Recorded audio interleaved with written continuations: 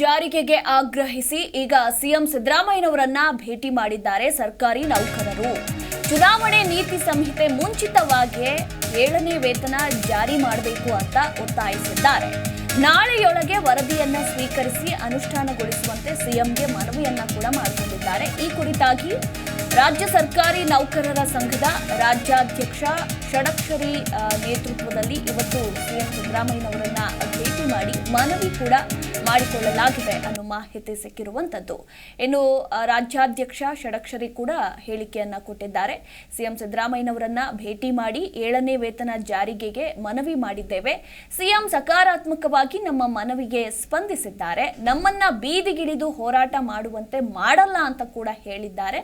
So ನಮಗೆ ಭರವಸೆ ಕೂಡ ಇದೆ, ಜಾರಿ ಮಾಡ್ತಾರೆ ಅನ್ನೋ ಭರವಸೆ ಇದೆ ಅಂತ ರಾಜ್ಯ ಸರ್ಕಾರಿ ನೌಕರರ ಸಂಘದ ರಾಜ್ಯಾಧ್ಯಕ್ಷ ಷಡಕ್ಷರಿ ಹೇಳಿಕೆಯನ್ನ ಕೊಟ್ಟಿದ್ದಾರೆ.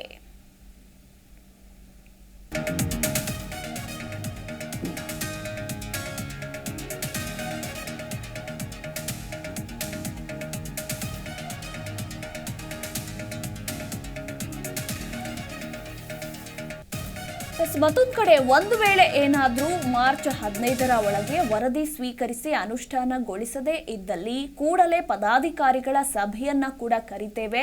ಪದಾಧಿಕಾರಿಗಳ ಸಭೆಯಲ್ಲಿ ಚರ್ಚೆ ಮಾಡಿ ಹೋರಾಟವನ್ನ ಕೈಗೊಳ್ತೇವೆ ಅಂತ ಇದೇ ಸಂದರ್ಭದಲ್ಲಿ ರಾಜ್ಯ ಸರ್ಕಾರಿ ನೌಕರರ ಸಂಘದ ರಾಜ್ಯಾಧ್ಯಕ್ಷ ಷಡಕ್ಷರಿ ಹೇಳಿಕೆಯನ್ನು ಕೂಡ ಕೊಟ್ಟಿದ್ದಾರೆ. ಬಟ್ ಕಾದು ನೋಡಬೇಕು, ಸರ್ಕಾರ ಅನುಷ್ಠಾನಗೊಳಿಸುತ್ತಾ ಏನು ಎತ್ತ ಅಂದ್ರೆ ಮಾರ್ಚ್ 15 ಅಂದ್ರೆ ನಾಳೆನೆ. ಸೊ ನಾಳೆ ಅಷ್ಟರಲ್ಲಿ ಏನಾಗಿರಲಿದೆ ಅನ್ನೋದ್ರ ಕುರಿತಾಗಿ ಇನ್ನಷ್ಟೇ ಕಾದು ನೋಡಬೇಕಾಗಿದೆ. ಬಟ್ ಭೇಟಿಯ ಸಂದರ್ಭದಲ್ಲಿ ಸಿಎಂ ಸಕಾರಾತ್ಮಕವಾಗಿ ನಮ್ಮ ಮನವಿಗೆ ಸ್ಪಂದಿಸಿದ್ದಾರೆ. ಯಾವುದೇ ಕಾರಣಕ್ಕೂ ನಿಮ್ಮನ್ನ ಬೀದಿಗಿಳಿದು ಹೋರಾಟ ಮಾಡುವಂತೆ ನಾನು ಮಾಡೋದಿಲ್ಲ ಅಂತ ಕೂಡ ಹೇಳಿದ್ದಾರೆ. ಕಾದು ನೋಡೋಣ ಅಂತ ಇದೇ ಸಂದರ್ಭದಲ್ಲಿ ರಾಜ್ಯಾಧ್ಯಕ್ಷ ಷಡಕ್ಷರಿ ಕೂಡ ಹೇಳಿಕೆಯನ್ನ ಕೊಟ್ಟಿದ್ದಾರೆ. ಜಿ ಕನ್ನಡ ನ್ಯೂಸ್ ಈಗ ನಿಮ್ಮ ಮನೆಯಲ್ಲೇ ನೋಡಿ. ಎಲ್ಲ ಕೇಬಲ್ಗಳಲ್ಲಿ ಈಗ ಲಭ್ಯ.